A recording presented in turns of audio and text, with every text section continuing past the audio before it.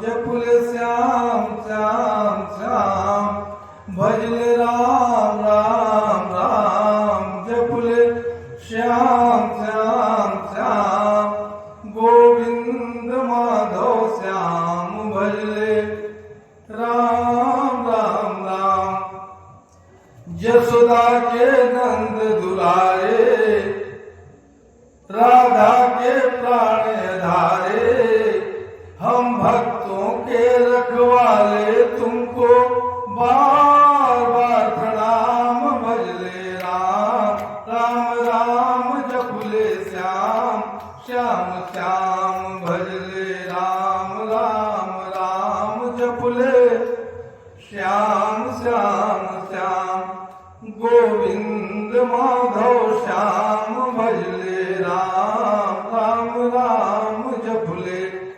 श्याम श्याम श्याम दशरथ के राज दुलारे तुमको बार बार प्रणाम दशरथ के राज दुलारे तुमको बार बार प्रणाम कौशल्या के प्राण आधारे कौशल्या के आंख के तारे सर जग के प्राण आधारे तुमको बार बार प्रणाम भजल राम राम राम जपुल श्याम श्याम श्याम गोविंद माधव श्याम भजले राम राम राम जपुले श्याम श्याम श्याम बोलो श्री बाल कृष्ण कन्हैया की जय।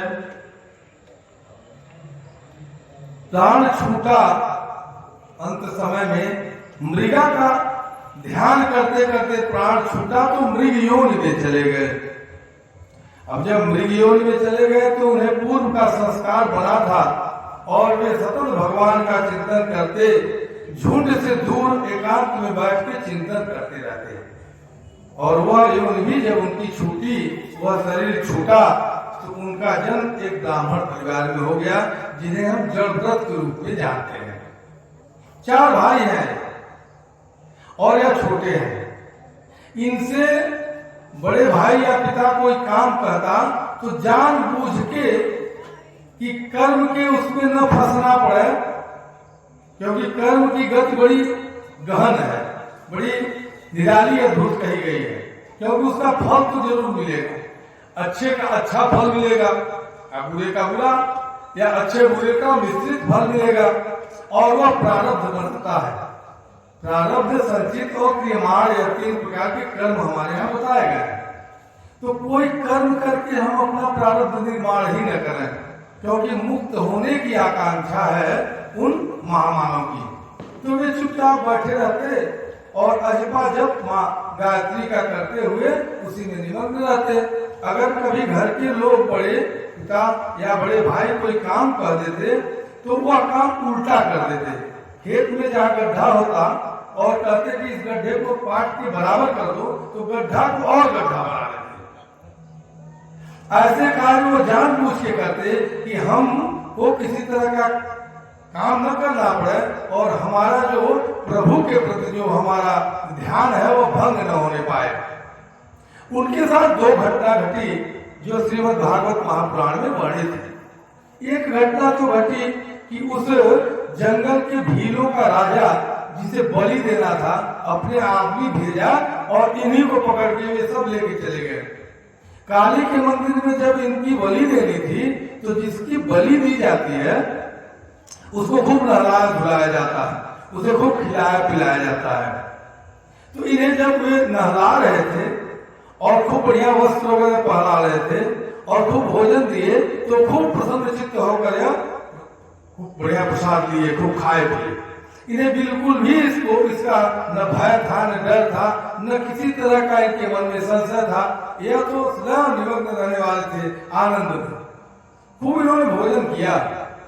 इनको ले जाकर माँ काली के मंदिर के उस मूर्ति के समक्ष खड़ा किया उस भीलों के राजा ने और जब इनके बलि को देने के लिए अपना खड्ग उठाया तो श्रीमद् भागवत महापुराण का यह प्रमाण है कि माँ काली उस मूर्ति से ही प्रकट हो गई और उस खड्ग से उसी का वध कर दी। लेकिन यह इतने निराले व्यक्तित्व के हैं और ज्ञान मार्ग के ऐसे पथिक हैं कि इन्होंने न मां काली को धन्यवाद दिया, न उन सबों को श्राप किया, चुपचाप वहां से चले। लेकिन दूसरी एक फिर घटना इनके सामने घटी, जब उस रहुगण नाम का एक राजा जो कपिल जी के आश्रम पर सत्संग के लिए जा रहा था और जो डोली ले जा रहे थे वे कहार, उसमें से कोई एक कहार गायब हो गया। तो राजा ने कहा किसी को पकड़ के आप लो, वही ले चलेगा। तो उन सबों ने इन्हीं को पकड़ लिया। और जब भरत जी चूंकि कभी डोली तो ढोए नहीं है, अच्छा इसमें डोली का आनंद मुझे लगता है कई लोगों को हुआ होगा, हमारा विवाह डोली में हुआ है, आप लोगों का भी अगर हुआ होगा तो जानते होंगे। तो डोली में बैठ के जाते हैं तो जो सधे हुए कहार होते हैं उनके पांव ऐसे पड़ते हैं कि डोली में बैठे बैठने वाला व्यक्ति आनंद से बैठा रहता है, वो अपने हिले डुलेंगे लेकिन डोली नहीं हिलती है। वो सधे हुए पांव से बहुत अच्छा चलते हैं। चूंकि हमारा विवाह डोली में हुआ इसलिए हमको उसका अनुभव है। आप लोगों में से भी किसी का हुआ है डोली में विवाह? आपका हुआ? तो सब लगभग ये भी एक संयोग की बात है। नहीं तो मुझे तो लगता है कि युवा पीढ़ी से पूछा जाए तो कार वगैरह का आनंद तो उन्होंने बहुत अच्छे और महंगे कारों का आनंद लिए होंगे, लेकिन डोली का उन्हें अनुभव नहीं होगा क्योंकि अब वो समय है नहीं। लेकिन हम लोगों को उसका अनुभव है, इसलिए हम इस बात को बखूबी समझ भी सकते हैं कि जो डोली कभी न ढोया हो वो निश्चित रूप से सगे हुए पांव से नहीं चल पाएगा। आगे लगे हैं जड़भरत जी, उनके साथ एक और कहा, पीछे दो कहा, डोली चल रही है।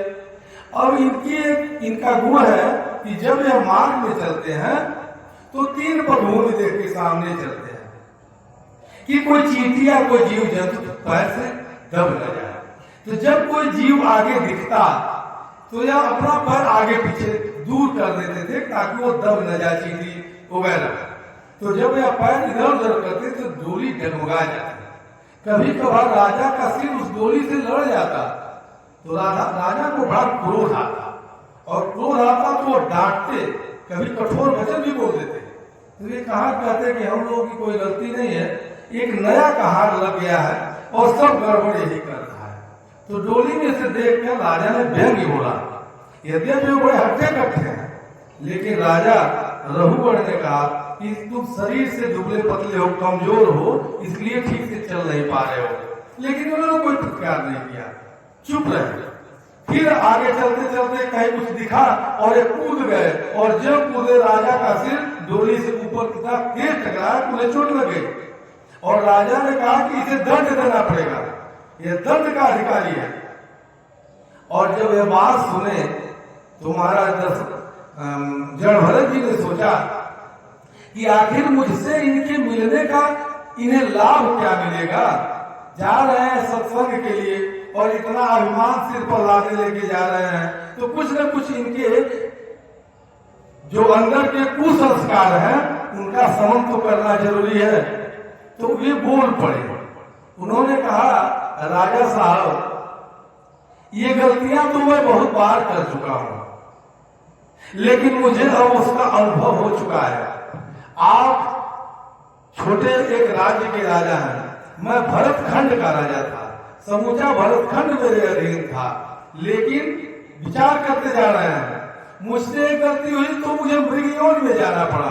यह काम, क्रोध, लोभ, मोह, मद, मत्सर आदि कितने भयानक हैं कि हमारे भविष्य को कैसे नष्ट करते हैं, हमें इसका अनुभव हो चुका है।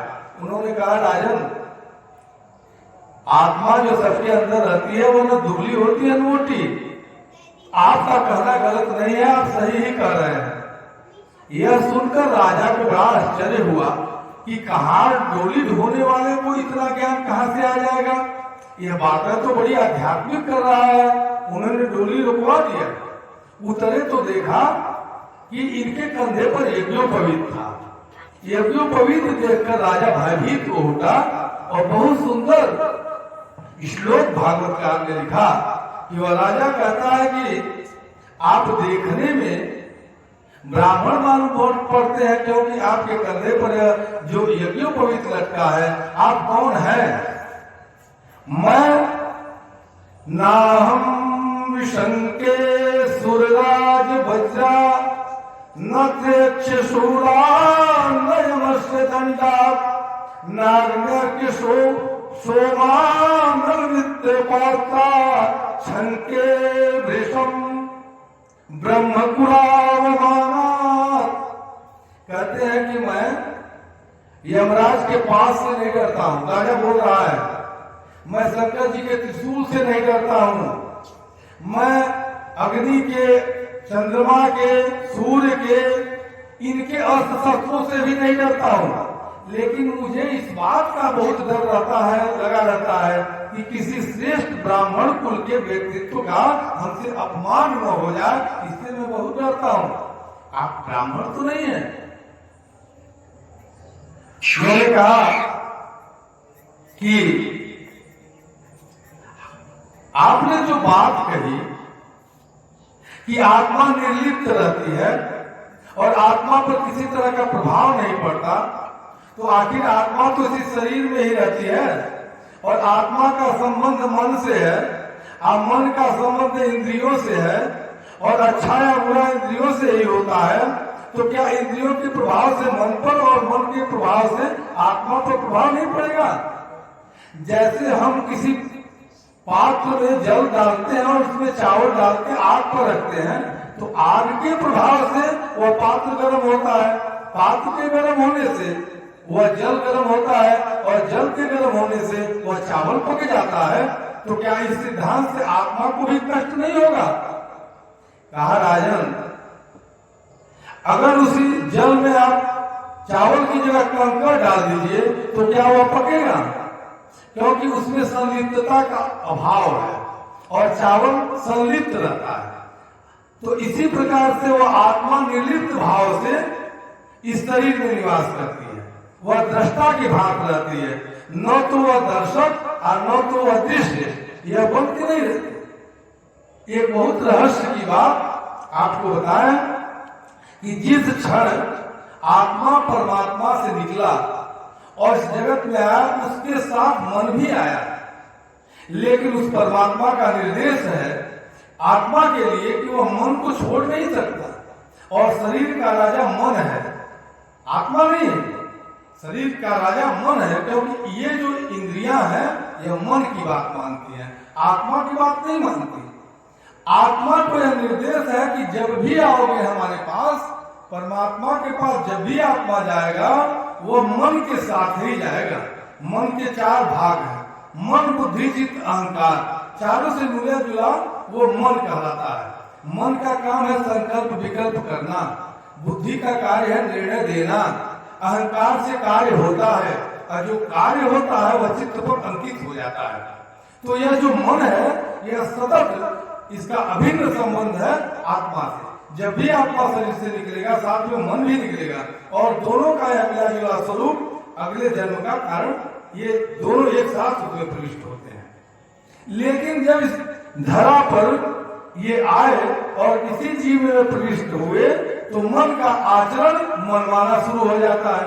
आत्मा को बड़ी ग्लानि होती है, आत्मा कभी कभी मन को समझाने का प्रयास करता है, लेकिन मन उसकी बात मानता नहीं। आत्मा उसकी बात मन की बिल्कुल नहीं मानता। मान ले किसी व्यक्ति के शरीर से आत्मा निकली, साथ में मन भी निकला, और आत्मा कह रहा है मन से कि चलो अब तो समस्या खत्म हुई, लेकिन मन की इतनी ममता और प्रीति है उस शरीर से कि कहता है नहीं नहीं, अभी कुछ समय हमें और इस संसार में रहना है। आत्मा पर किसी प्रकार का प्रभाव नहीं पड़ता, न उसका कुछ लेना देना है। सारा लेना देना, सुख दुख, यह सब मन के कारण होते हैं।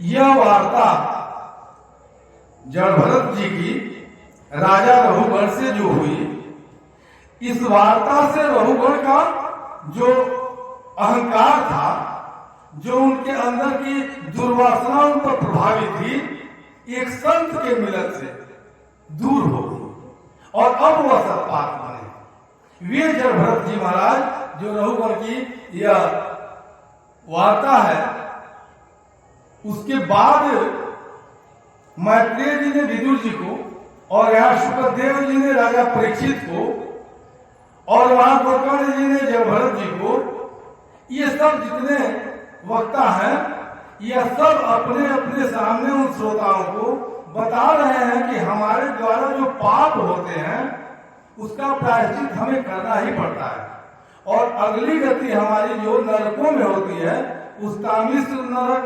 अंधतामिश्र, रौरव नरक, रुरु नरक, इनका विधिवत वर्णन पंचम स्कंध में होता है।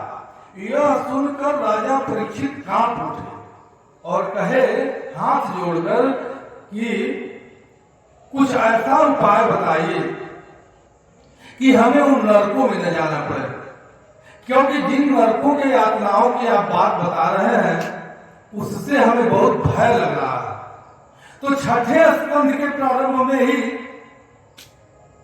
सुखदेव जी ने एक छोटी सी बड़ी सुंदर कथा सुनाई और कहा देखो घबराने की कोई बात नहीं है, हम तुम्हें यह बात प्रमाणित बता रहे हैं कि भगवान के नाम का यह गुण है कि वह सारे पापों को शमन कर देगा। इन प्रकार अगर हम प्रभु का नाम लेने की प्रवृत्ति बना लें, चाहे जैसे, उसका लाभ हमें मिल ही जाएगा। सारे पाप, चाहे किसी भी तरह के पाप हो, भगवान के नाम का यह गुण है कि सारे पाप नष्ट हो जाते हैं, जल के खत्म हो जाते हैं। लेकिन जो यह बन पावे हो नहीं पाता है। नहीं तो भगवान राम स्वयं कहते हैं कि कहूं कहां लगी नाम बड़ाई, ना राम न सकाई नाम गुण गाई। भगवान राम भी उस नाम के गुण का बखान नहीं कर सकते, इतना दिव्य परमात्मा का वह पावन नाम है। अच्छा चलिए, आप बहुत बड़ाई बतिया रहे हैं, तो कोई उद्धार हुआ भी कि केवल बता रहे हैं? खाने हुआ। एक अजामिल नाम का व्यक्ति है, उसने अपने जीवन में बहुत पाप किए हैं। अजा माने माया, जो माया से पूर्णतया संलिप्त है, मिला हुआ है, उसका नाम है अजामिल। अजामिल अपने जीवन में बहुत पाप करता है। उसकी पत्नी बड़ी अच्छी है, बहुत आचरणवान है, बहुत सद्गुणी है, लेकिन उसने अपने पत्नी का त्याग कर दिया और एक बेश्या के साथ रहने लगा। उससे के साथ गृहस्थी बसा लिया।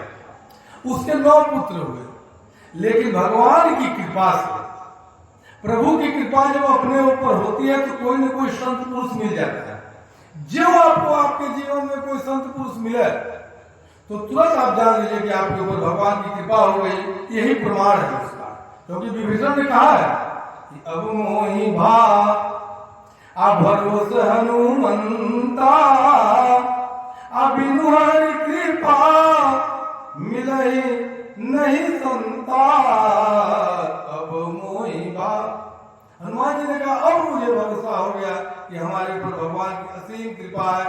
हनुमान जी ने कहा कैसे? आपका दर्शन हो गया। कोई संत मिल जाए जीवन में तो समझिए भगवान की कृपा हो गई। और संतों का पदार्पण हुआ अजामिल के घर।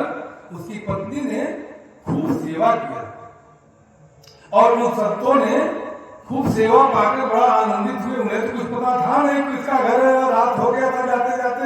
ये वहां रुक गए थे उसके ही घर पर। लेकिन सुबह जब जाने लगे तो संतों ने कहा कि हम लोग जहां रहते हैं, खाते पीते हैं, तो उससे कुछ लेते हैं या उसको कुछ देते हैं, तो कुछ दक्षिणा हम लोगों को चाहिए। तो अजामिल कहा कि देखिए दक्षिणा तो हम नहीं देंगे, हमारे बारे में भी आप लोग जान नहीं रहे हैं, हम बहुत खतरनाक आदमी हैं, हम तो दूसरे का छीन लेते हैं, आप लोग दक्षिणा के चक्कर में पड़े हैं। अच्छा, भोजन किसी को कराए ब्राह्मण को तो कुछ दक्षिणा दे देना चाहिए। किसी को आप अपने घर को, ये जैसे उसका एक महत्व है, तो आपके यहाँ खाए पिए, उस संत ने कहा तो कुछ हम लोग को दे दीजिए। तो उसने कहा हम देंगे नहीं, अभी आप लोगों को पिकअप करेंगे, सब सामान आप लोगों का छोड़ लेंगे। तो संत महात्माओं ने कहा देखो ऐसा है, हम लोग कुछ पैसा रुपया नहीं मांग रहे हैं, एक बात मांगेंगे छोटा सा जिसमें आपका कुछ खर्च नहीं होगा। कहा क्या मांगते हैं? कहा आपको जब पुत्र होगा तो उसका नाम नारायण रख देना। कहा आप लोगों को क्या मजा मिल जाएगा? हम अगर अपने पुत्र का नाम नारायण रख दें आप लोगों को क्या लाभ हो जाएगा? कहा हम लोगों के प्रभु का नाम है नारायण, और जब कोई लेता है नाम तो हम लोगों को बड़ा आनंद आता है। नारद जी सतत गाते फिरते हैं, श्रीमन नारायण नारायण नारायण, भज मन नारायण नारायण नारायण, लक्ष्मी नारायण नारायण नारायण, श्रीमन नारायण नारायण नारायण। का कोई बात नहीं, इसमें कोई खर्चा नहीं, तो रख देंगे नाम आप लोगों के कहने से। संत चले गए और एक पुत्र का जन्म हुआ, तो इसने अपने पुत्र का नाम नारायण रख दिया। और 88 वर्ष की अवस्था में, अभी 12 वर्ष उम्र उसकी शेष है, बहुत भयंकर बीमार पड़ गया।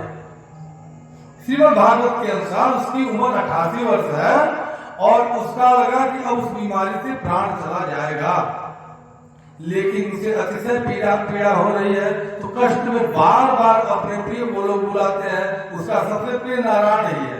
तो छोटा सा बच्चा हो तो इधर उधर खेलने में लगा था, लेकिन एक बड़ी कसक और पीड़ा से, बहुत दर्द से यही पुकारते, नारायण कहाँ हो, नारायण कहाँ हो, नारायण मेरे निकट आओ।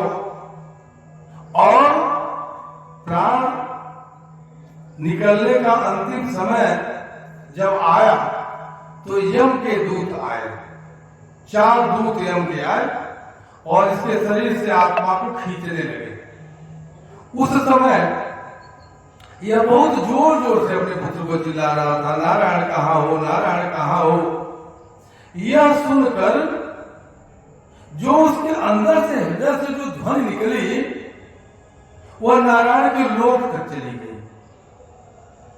अब वह ध्वनि कौन सी थी, वह भाषा क्या है, जिस भाषा में आप बोले और अमेरिका का व्यक्ति भी समझ जाए, ऐसी भाषा बोले कि पक्षीगण भी समझ जाए, आपकी भाषा पशु भी समझ जाए, वो भाषा कौन सी है?